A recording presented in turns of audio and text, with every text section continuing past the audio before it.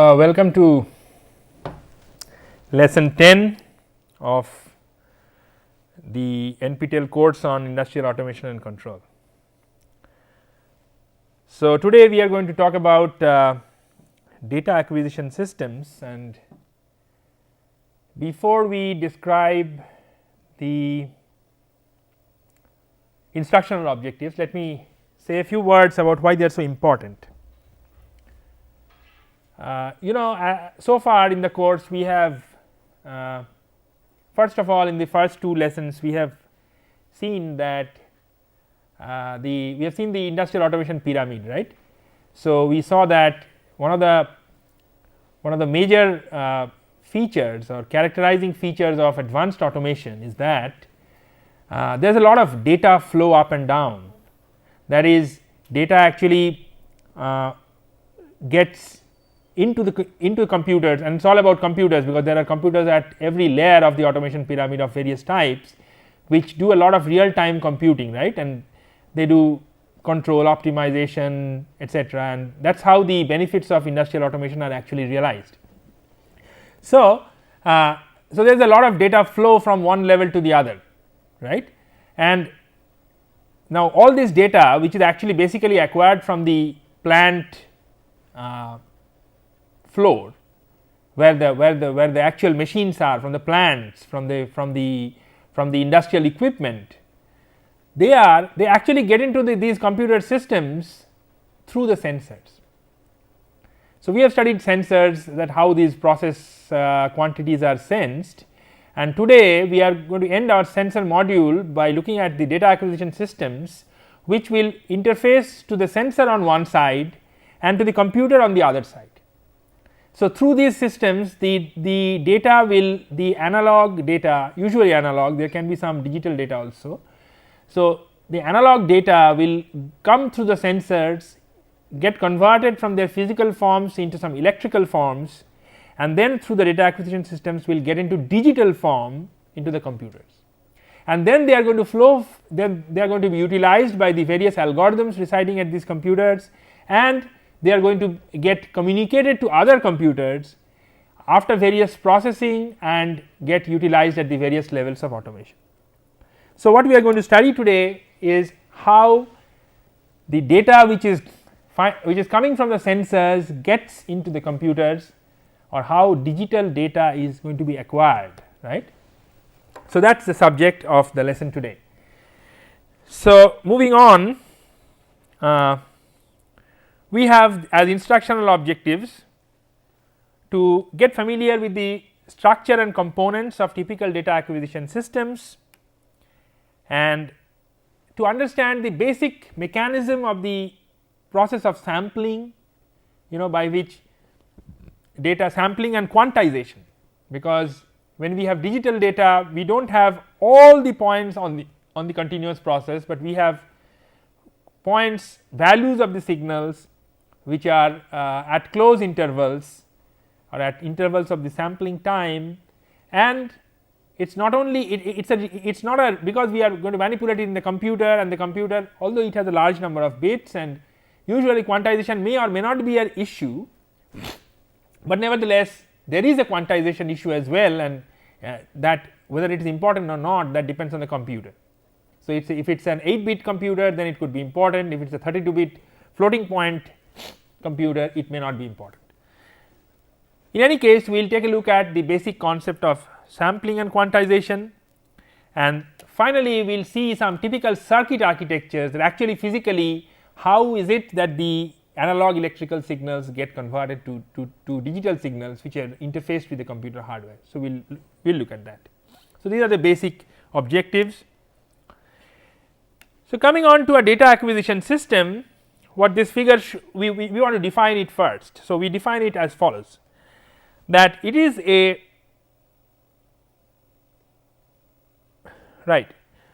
so it is a collection of hardware and software components. Let me choose. So, it is a collection of hardware and software components that enable a computer to receive physical signals. So, you see this is what this picture says, that this is the process, maybe I have to change my pen again. So, this is the process, then and there are various hardware. For example, data may first enter through signal conditioning modules.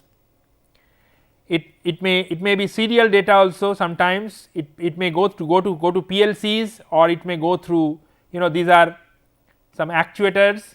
For example, this looks like a valve, something like a motorized valve. And finally, so from all these equipment, there are through data acquisition processes, it actually gets into a computer. So, once it gets into the computer through this sort of electronic boards, and there is some software residing in the computer. So, this software does two things. It firstly helps these cards to transfer the data into the computer or other interfaces, and secondly it may help in the actual usage of the data, that is in terms of display, in terms of decision making, trending, alarm generation, what have you.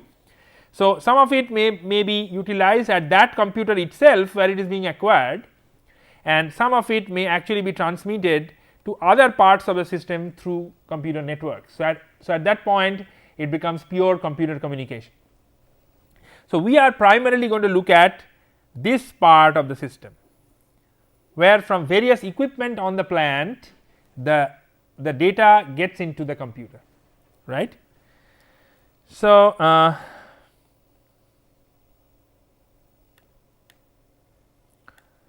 let us first look at a block diagram and see the major functionality. I am sorry, I do not know what is happening here. Yeah. So, this is in this block diagram we have this physical process, change of pen again. This is the physical process, and then this is the sensor. Up to this we actually understand. Now, from the sensor, now as we have learned that the sensor itself may have some signal conditioning, but at the same time there may be further signal conditioning required, or in some cases if the sensor signal conditioning, if it is not possible to put signal conditioning electronics at the sensor, sometimes the signal conditioning electronics like things like amplification can be put as part of the data acquisition card itself. So, you have such signal conditioning here, which is typically analog signal conditioning, and then you have a sampling and hold circuit which is put. We will see what it does, and then finally it gets into digital domain through a circuit which is typically referred to as the analog to digital converter, or the ADC. This is a very well used term, and then so at the output of the analog to digital converter you have bits. So, you have a number of bits which represent the value of the analog signal at a particular sampling instant, and then those lines or those bits have to be transferred to the computer.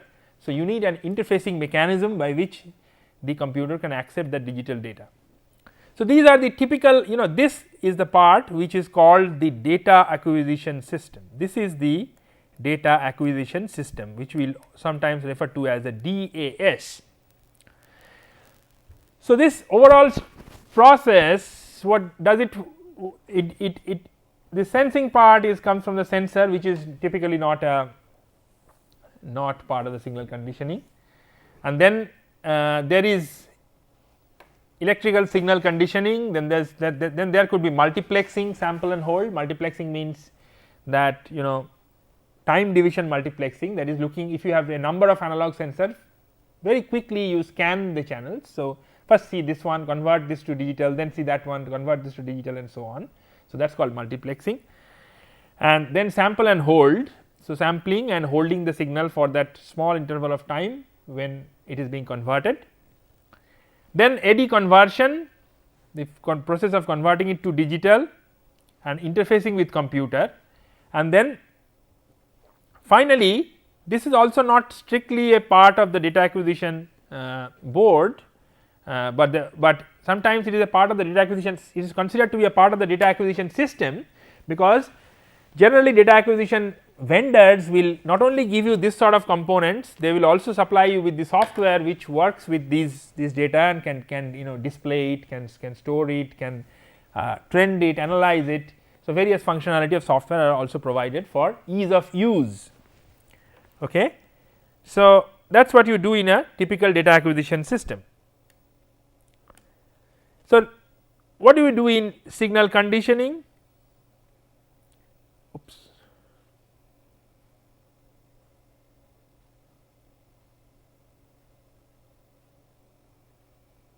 Yeah. So, what you do in signal conditioning is you could do amplification.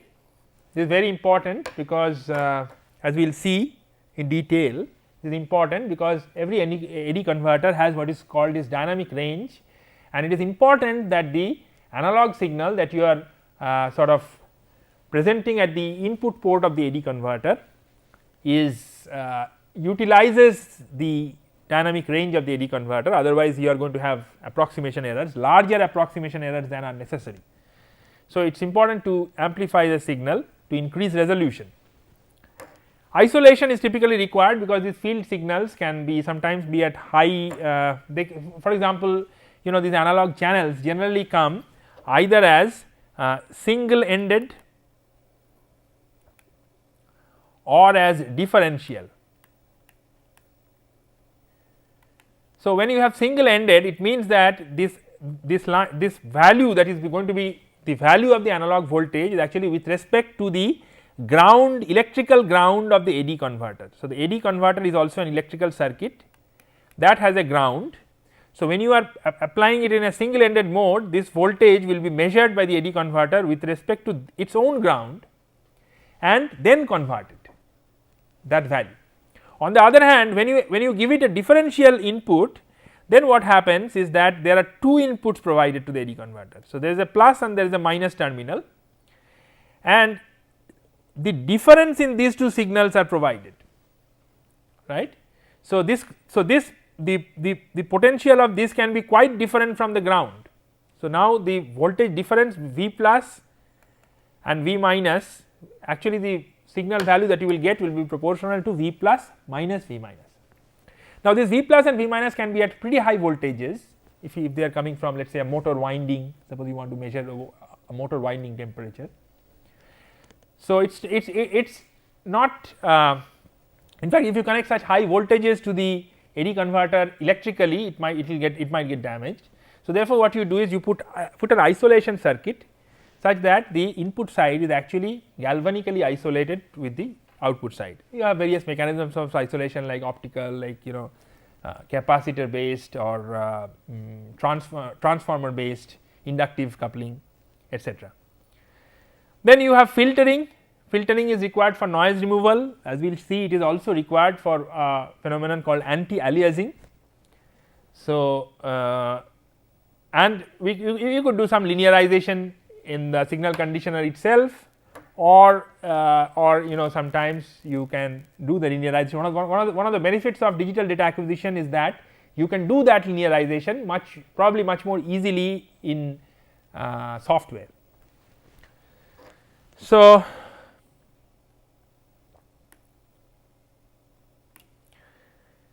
now you have, this is how you condition each analog channel before you present it for AD conversion, right.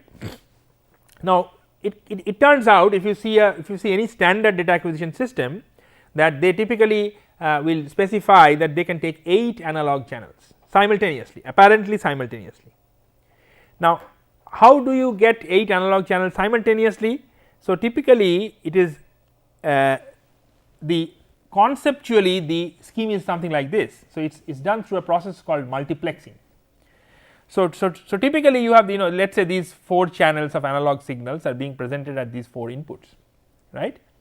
So, what you do is, these are electronic switches which can be put on or off depending on this address signals. So, maybe this address is 00, this is 01, this is 10 and this is 11, right. So,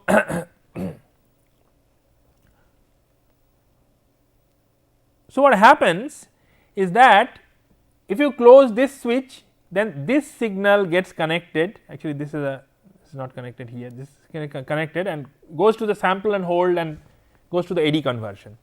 On the other hand, if this signal is connected, this will go. So, actually, so if you connect these 4 switches in quick succession, then over a time interval, let us say the overall time interval is delta t.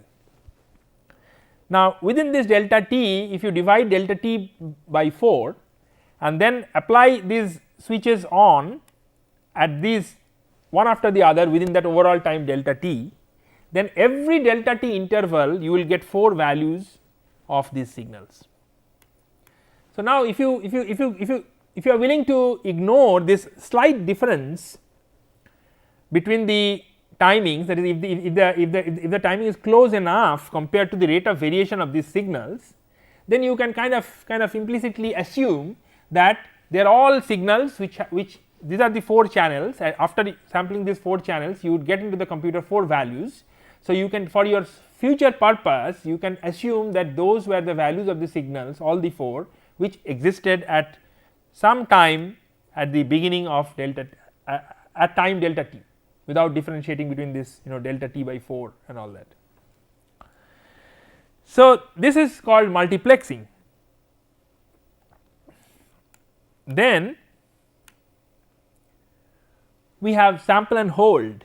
So, why we have hold is that while the AD converter is converting the signal, it is sometimes necessary that the signal is maintained at the input, but that maintaining need not be done by the switch, because you see these switches take finite time for getting switched on and off.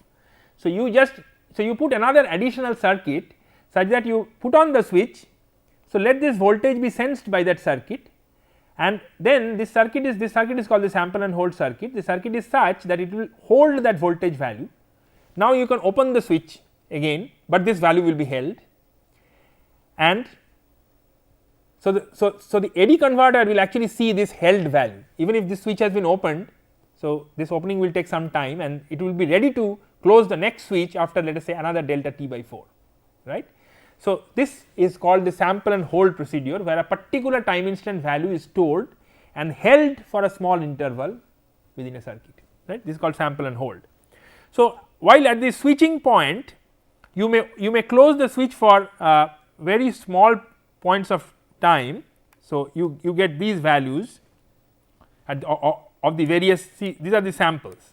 So, while this could be for channel number 1, channel number 2, channel number 3, channel number 4, and then again channel number 1. So, you have these 4 channels, but at the output of the hold circuit you will find that this value 0 is being held up till the value is sensed to. Again the hold circuit is instructed that now you release that held value and now acquire a new value. So, by the time the next channel switch has been put on and the value has stabilized there. So, now the hold circuit senses the new value and then again holds it for the next interval. So, it holds it for the next interval, then again it senses the new value and then again holds it. So, this is what happens by a sample and hold, right. That is because we need to hold it, because otherwise sometimes the AD conversion can get into error. If the signal, if while the converter is converting, if the signal vanishes from the input terminal, then the AD converter can get into problems. So, now, we need, see, basically between the signal conditioned input and the AD converter input, there is this block which actually does 2 things. First, it will multiplex several channels, and second, it has to do sample and hold. Now, this it can do in 2 ways, and which one you will choose depends on how fast your signals are varying and how fast is your sampling frequency. Okay. So, this is a case where you see that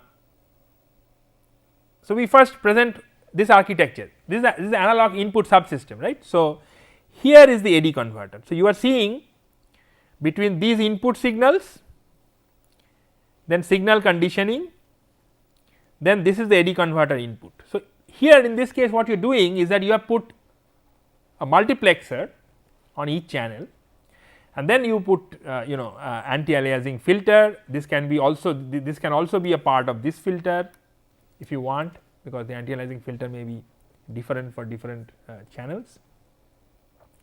And then you put so if that is not required to have different anti-aliasing filter, and if the transient response of the anti-aliasing filter is fast enough, then you can actually have you can actually put one anti-aliasing filter and then one sample and hold amplifier. So, you see that this channels you put you are saving cost because you are putting only one anti-aliasing filter and one sample and hold circuit, and for all the let us say 4 or 8 channels.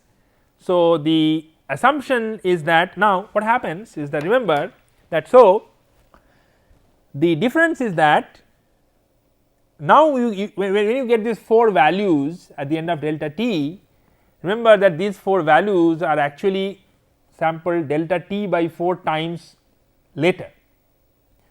So, they are actually not samples at the same theoretically at the same accurate instant of time.